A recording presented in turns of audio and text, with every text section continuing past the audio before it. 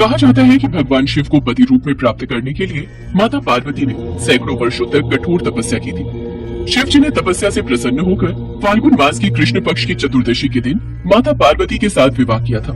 पौराणिक कथा के अनुसार तब के बाद एक वक्त ऐसा आया जब पार्वती जी को भगवान शिव से विवाह की पूर्ण एक परीक्षा का सामना करना पड़ा। जब माता पार्वती ने भगवान शिव को अपने पति के रूप में पाने के लिए सैकड़ों वर्षों तक कठोर तप किया, उनकी तपस्या को देखकर देवताओं ने शिव जी से देवी पार्वती की मनोकामना पूरी करने की प्रार्थना की। इसके बाद भोलेनाथ ने सप्त ऋषियों को पार्वती जी की परीक्षा लेने के लिए भेजा। इस परीक्षा के दौरान सप्त ऋषियों ने शिव जी के प्रेम और गुणों को बताते हुए माता पार्वती से शिव जी से विवाह न करने के लिए कहा, लेकिन पार्वती जी अपने निर्णय से डस से मस नहीं। इस पर स्वयं भोलेनाथ ने माता पार्वती की परीक्षा लेने का निर्णय लिया। माता पार्वती एक तालाब के किनारे तप कर रही थी, तभी उन्हें बालक के चिल्लाने की आवाज सुनी। ये तो किसी बालक के पुकारने की आवाज है। लगता है कोई बालक संकट में है। आवाज तो नदी की दिशा से आ रही है। बालक की पुकार सुनकर पार्वती जी नदी किनारे पहुंची और उनका मन द्रवित हो गया। माता पार्वती ने देखा एक मगरमच्छ उस बच्चे को मुंह में दबाए पानी में खींच कर ले जा रहा है। इस बीच बालक ने माता पार्वती को देखकर कहा, मेरी न माँ है न पिता, न ही कोई मित्र है। हे माता, मेरी रक्षा करो और इस मगरमच्छ से बचाओ। ये मेरे प्राण ले लेगा, ये मुझे खा जाएगा। चिंता मत करो बालक, मैं तुम्हें कुछ नहीं होने दूंगी। ठीक रहा, इस बालक को छोड़ दो। इनके छठे पहर जो मुझे मिलता है उसे आहार बनाना मेरा नियम है। इस बालक के प्राणों के बदले तुम जो चाहो मांग सकते हो। तो ठीक है, मैं इस बालक के प्राण नहीं लूंगा, मैं इसे छोड़ दूंगा। अगर तुम मुझे अपने तप से प्राप्त वरदान का पुण्य फल दे दोगी तो मैं इस बालक को इसी क्षण मुक्त कर दूंगा। ठीक है, मुझे स्वीकार है, तुम इस बालक को छोड़ दो। सोच लो, अगर एक बार तपस्या का फल मुझे मिल गया तो तुम्हारे हाथ कुछ नहीं लगेगा। इतने वर्षों की तपस्या व्यर्थ जाएगी। फिर तुम जिस कार्य हेतु तपस्या कर रही हो वो कार्य पूर्ण नहीं हो पाएगा। कोई बात नहीं, मुझे मेरी तपस्या का फल ना मिले, पर मैं इस बालक को प्राण चाहते हुए नहीं देख सकती। तुम इस बालक के प्राण छोड़ दो, बदले में मैं अपनी तपस्या का फल देने को तैयार हूँ। अपने तप का फल दान करने के बाद माता पार्वती ने बालक को बचा लिया। तभी मगरमच्छ की जगह भगवान शिव वहाँ प्रकट होते हैं। माता पार्वती उन्हें देखकर दंग रह जाती है। देवी पार्वती, मैं तुम्हारी परीक्षा ले रहा था, तुम मेरी परीक्षा में सफल हुई हो। वास्तव में मगरमच्छ और बालक दोनों मेरी ही माया का प्रभाव थे। मैं मगरमच्छ के रूप में तुम्हारी परीक्षा ले रहा था कि तुम्हारा चित्त प्राणी मात्र में अपने सुख दुख का अनुभव करता है या नहीं। तुम्हारी परीक्षा लेने के लिए ही मैंने ये लीला रचाई थी। मैंने देखा तुम इस बालक की रक्षा के लिए अपना वर्षों का तप का फल भी देने को तैयार हो गई। मैं तुमसे अत्यधिक प्रसन्न हूँ। मांगो पार्वती, तुम्हें क्या चाहिए? महादेव, मैं तो वर्षों से तपस्या आपको पाने के लिए कर रही हूँ। मैं चाहती हूँ आप मुझसे विवाह कर ले और मुझे अपनी अर्धांगिनी बना ले।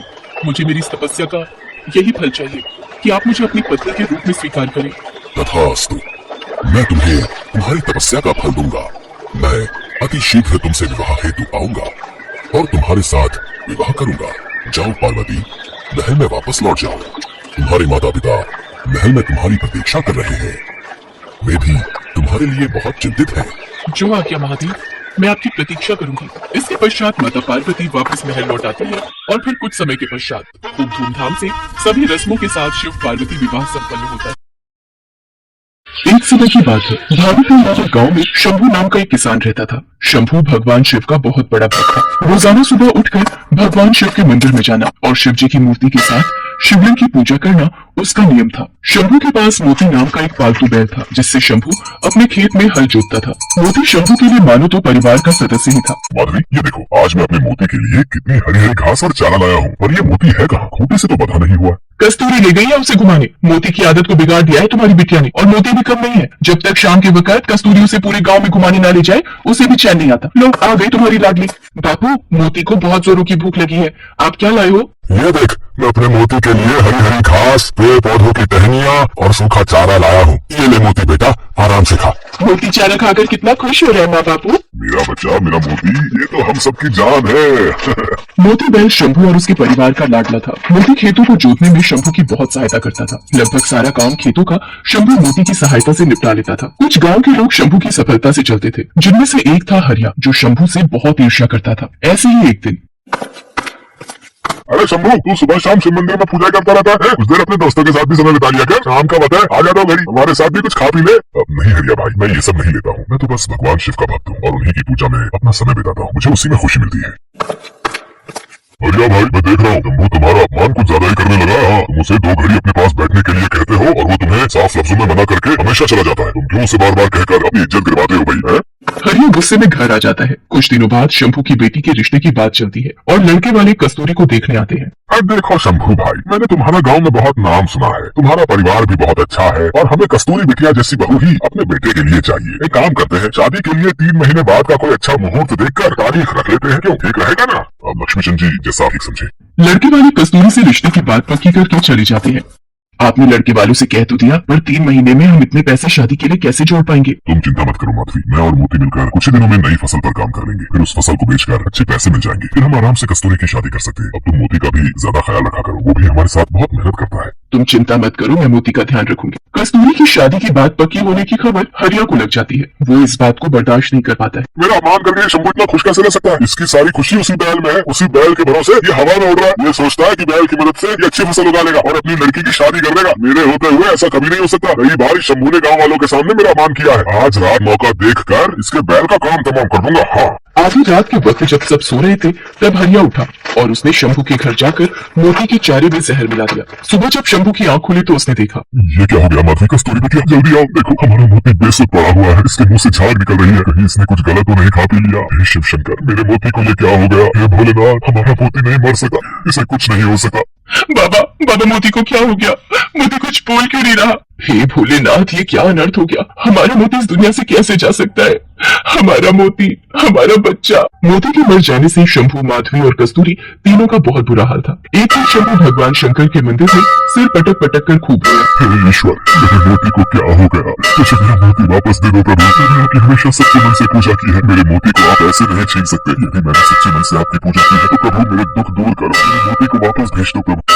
शंभू भगवान शंकर की मूर्ति के आगे बिलक बिलक कर रो रहा था। तभी उसे मंदिर के द्वार पर एक बैल आता दिखाई दिया जो देखने में मोती के जैसा ही था। मोती, ईश्वर, ये बैल तो बिल्कुल मेरे मोती जैसा है। आसपास तो इसका कोई मानव दिखाई नहीं दे रहा। ये कहाँ से आया है?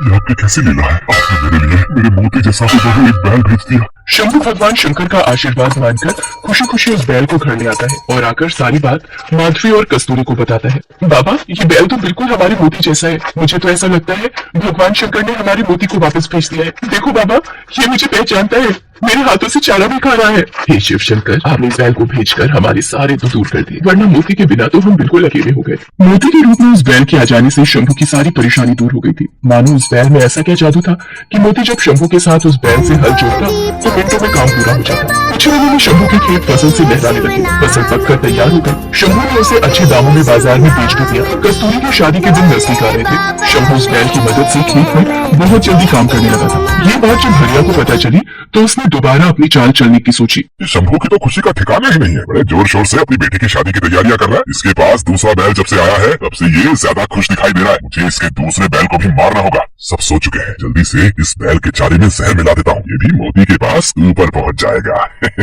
हरिया जैसे ही उस बैल के पास जाता है, बैल मानो किसी जादुई शक्ति से अपनी रस्सी खोल लेता है और हरिया के पीछे भागने लगता है। हरिया चिल्लाता है, बचाओ, बचाओ, मुझे ये बैल मार देगा, मुझे मार देगा, मुझे माफ कर दो, मुझे माफ कर दो, ऐसी गलती दोबारा नहीं करूंगा। मोती बेटा रुक जाओ, हरिया के पीछे मत भागो। शंभू भाई, मुझसे गलती हो गई। मैंने तुम्हारे पहले बैल को जहर देकर मारा था।